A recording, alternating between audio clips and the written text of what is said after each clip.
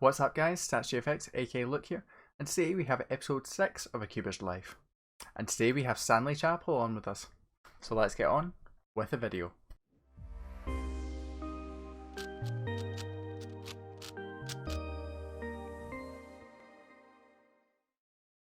Stanley Chapel is a competitor from the United States of America who started competing in 2016. Stanley has one of the most impressive WCA pages, if I'm being honest, with world records in 4 blind and 5 blind for both single and average. As well as this, he is world class in many events. I'll let his profile speak for itself. As well as this, he has had 21 world records, 4 continental records, and 170 golds. Additional to this, he won 4 and 5 blind at the World Championships in 2019 and podiumed in 3 blind. Stanley also streams on Twitch under the name Scalpel001, doing Super Mario speedruns, some cubing, and some Geometry Dash streams. There'll be a link in the description below. Stanley also has a YouTube channel where he uploads different speedruns and solves. So make sure to subscribe if you haven't already. So today we've got Stanley Chapel on with us. Thanks for coming on. Yeah, for sure. Thank you for having me. No bother. So let's just get fired into the first question. So my first question for you is kind of what does a typical week look like for you in terms of kind of work, school, and how does kind of cubing sit in with all that? Yeah, so I am a full-time university student. I'm going into my sophomore year at the University of Michigan in a dual major. So that, of course, takes up a lot of my time. But sure. I'm the kind of the type of person who gets a lot of work done in classes, and you know, even at this stage in my education, I'm able to greatly reduce the amount of work that I have for myself later in the day. So I still cube quite a bit each day. I really even if I can't do a long practice session, I essentially try to, review algs, things like that. Since one of my strong points in cubing is just the technique part of it, not necessarily my turning or anything like that. But back to the main question, I don't really I don't participate in many aspects of like the university culture, which also gives me a lot more free time. So like I don't do any like underage drinking. I'm a good boy. I don't really go to parties. And I don't really like go out with friends in the evenings that much. So kind of keep to myself outside of classes for the most part. Interesting. So what I think is quite interesting in kind of your situation is not only are you incredibly well-rounded between lots of different cubing events, but also like you're very good at Super Mario Brothers, as well as other games. So how do you keep your schedule good with all that? Because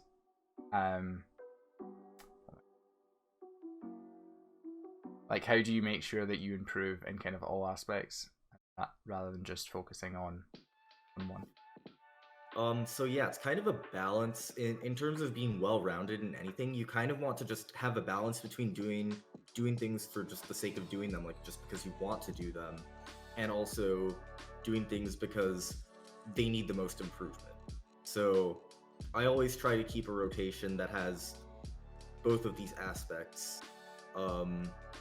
So for example, in cubing, I might, have a rotation where I'm actively practicing like 4 blind, which is an event that I'm good at and I, for the most part, greatly enjoy practicing, and an event like Skewb, where I'm not very good at it. I don't enjoy it that much compared to 4 blind. I still enjoy it. If I didn't enjoy it, I wouldn't do it. But it's much more of an uphill battle to practice that. So just having both of those. And then in the context of with my other hobbies that I stream, like speedrunning, that just kind of gets it. Like the beauty of speedrunning is that kind of kind of checks both of those boxes on its own.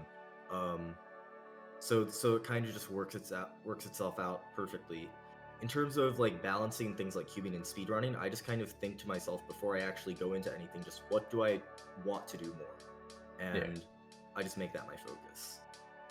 I try to just prevent myself from doing things that I don't want to do.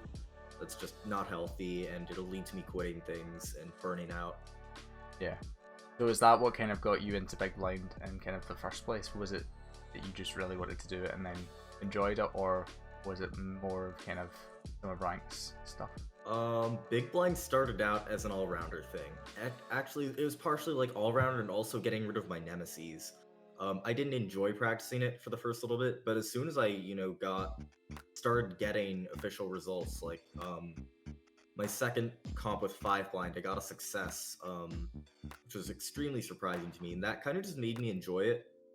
I really did want to just improve further, and I started to just develop like a genuine passion for the two events, and yeah, just kind of continued from there. I improved very quickly in them as well, which always is extremely good for getting motivation. For sure. Yeah, just a lot of things just kind of went right, and I think I got lucky in a sense with how everything turned out in Big Blind for me. So how would you say kind of life has impacted your practice over the years? So has there been kind of any specific events or maybe that have kind of prevented you practicing as much as you would like to, or? This is kind of an interesting question because obviously the big one for people around my age would be school. That's one thing that I think every cuber around like high school age kind of experiences. Like they want to practice. They would rather practice more and like cut off a couple hours of school. Yeah. But the way I dealt with that was just I think I chose my classes strategically in a way that I could kind of get maximal practice time while still having a fulfilling class schedule, which can be kind of hard to do since the American education system's anything but perfect. Overall, I kind of just tried to like basically just be very minimalistic with school, and instead of really just trying to make myself appeal to colleges fully through my academics, I tried to just make time for cubing in that regard. Thanks. So how would you see your kind of practice styles going in the future? So you mentioned before that kind of your mentality is more kind of techniques based. You kind of got most of those techniques kind of almost down, or are you looking to expand on the kind of techniques that you've got? I'm definitely looking to expand on my techniques. I think I think just the way forward in most events does involve going for more technique over like more TPS, because people are already getting extremely good turning in many events. Not to say it can't be improved, but there are a lot of people who are very good at many different events who, for one reason or another, just refuse to learn algorithms. And I think that's a big limiting factor. For example, in Square One PBL, there are many solvers who just do not learn it for certain reasons, but this is the kind of thing that will set people like Daniel Carnock and Aiden Bartlett apart in the future, because they're going to be using these algorithms that greatly improve your efficiency, and it'll give them a massive advantage. Nice. So I guess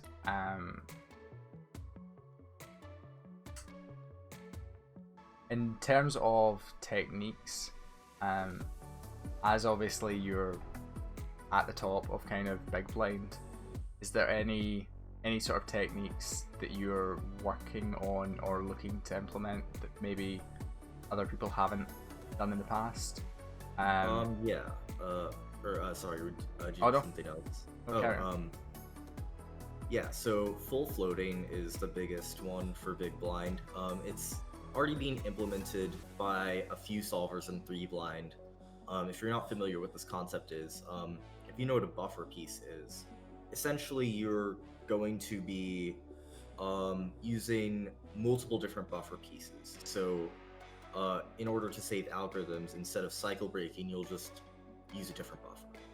And this requires what most people would consider, a ridiculous amount of memorization, algorithms, and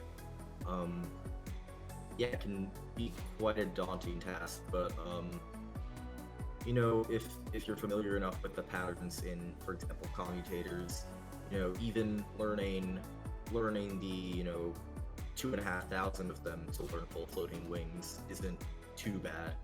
So I think it's just a matter of being the first one to break through this, also developing the algorithms because they're not optimized yet. People haven't really looked into it for good reason. I mean, nobody's used it, so who would have looked into it? But overall, yeah, there's a lot of groundwork that needs to be done. But after that, it'll create a massive edge for myself and anyone else who learns it. Just got a few more questions.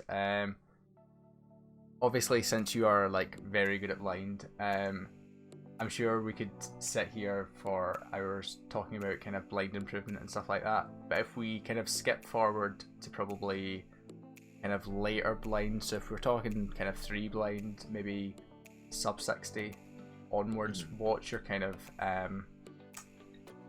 if you had maybe a set of these are kind of fundamentals and essentials that you need to like tips to work on kind of as you progress, kind of what would those be? Yeah, so I'm kind of just going to answer this for more sub 40 because because 60 to sub 20 is such a massive paradigm shift in terms of not only execution method but just practice mentality in general. I'd say the biggest things, obviously there's the big division of the solve that everyone knows about: memorization, execution. So to talk about memorization, really the biggest things are not reviewing, which I think most sub 40 solvers already do, but it's something that is very important to progress forward from that point. Recognizing the pieces quickly, I think this is also at least decent in most people, but this needs to be absolutely flawless and basically instant. And the final one, that's really the big thing that people just need to improve at the top level. It's the only thing that can really be worked on, aside from some other techniques that are probably I could go into them, but I don't think it's worth mentioning here. But tracing speed is the main thing. After that, you just want to trace the pieces faster, essentially. So on the execution side of things, the big ones are 3 style.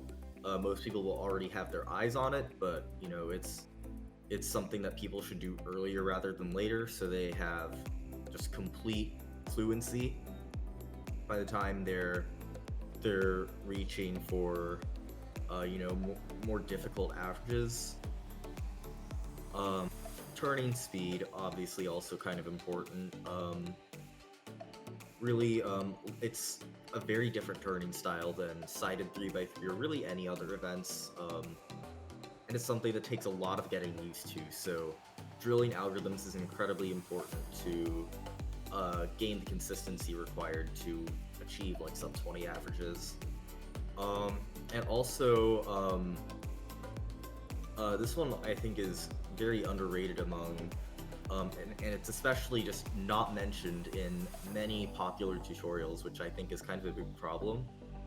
Just knowledge of cube theory. A big part of what gives people advantages at the sub 20 level is being able to improvise improvise an extremely efficient trick on the fly.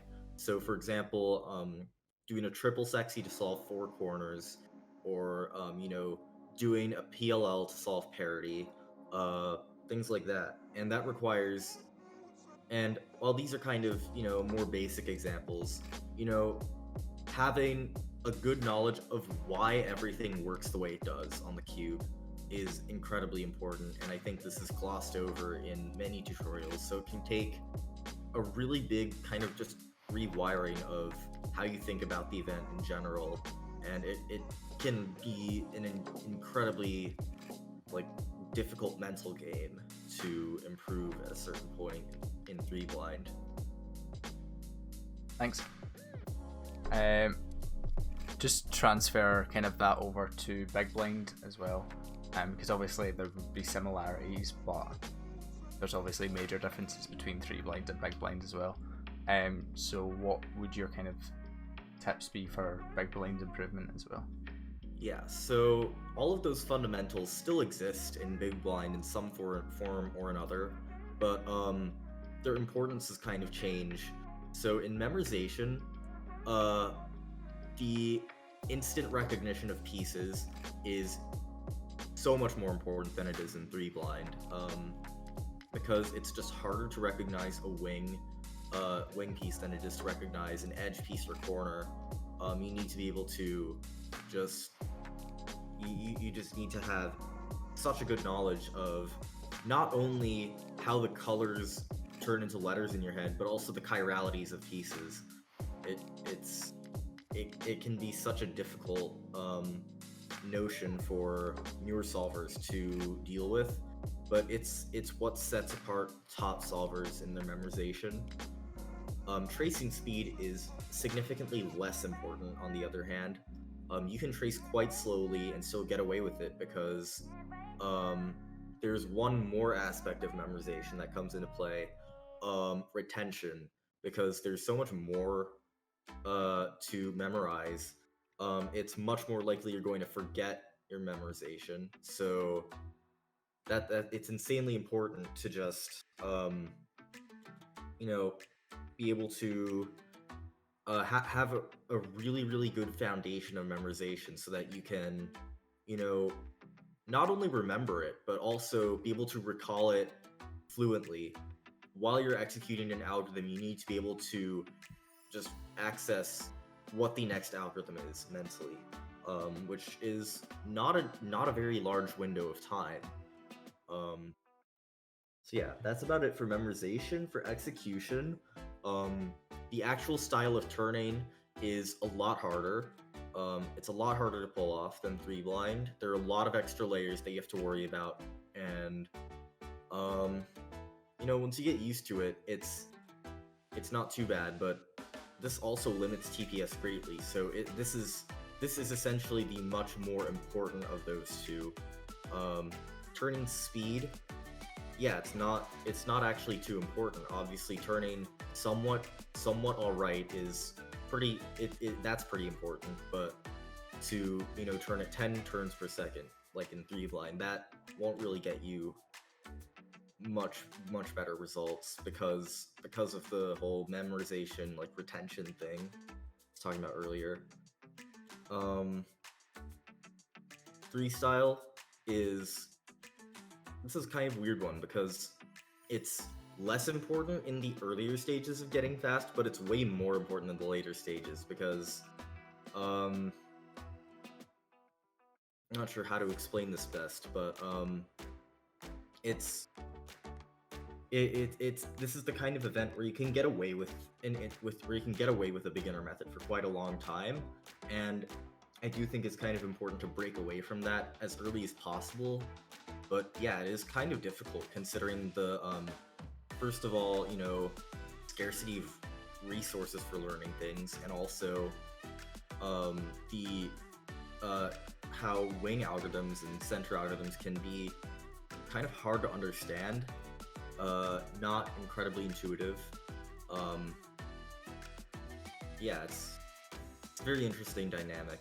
There's similarities to three blind, as I've stated, but yeah, there's just a lot of there's just a lot of shifts in the importance of different fundamentals. And then kind of multi-blind is almost a mixture of the two, with kind of some elements from free blind and then some elements from big blind. Yeah, I'd say it kind of goes really, it kind of takes big blind's skill balance, but kind of goes even more extreme because, like, and there's another, there's one more difficulty with multi-blind that doesn't relate to solving, and it's just obtaining cubes. And that, yeah, that's also an interesting thing to deal with. Oftentimes, you know, a lot of multi-blind solvers get their cubes.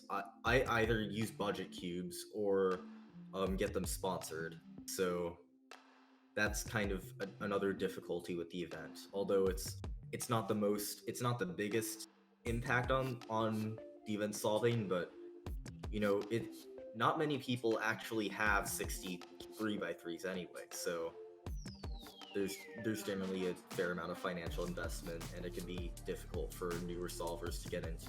Not that they're going to buy 60 cubes right away, but there are a lot of solvers that I see who kind of cap out at attempting, you know, 30 something cubes because they just don't have any more. Yeah. Yeah, it's a bit of a struggle. But yeah, I think that's all my questions. Big thanks again to Stanley for coming on. You can find all of his info in the link below, in the description below, and there's a link to his YouTube and his Twitch, which he streams on regularly. Go Twitch squad. Yeah, so thanks again for coming on. Yeah, for sure. Thank you once again for having me. See ya.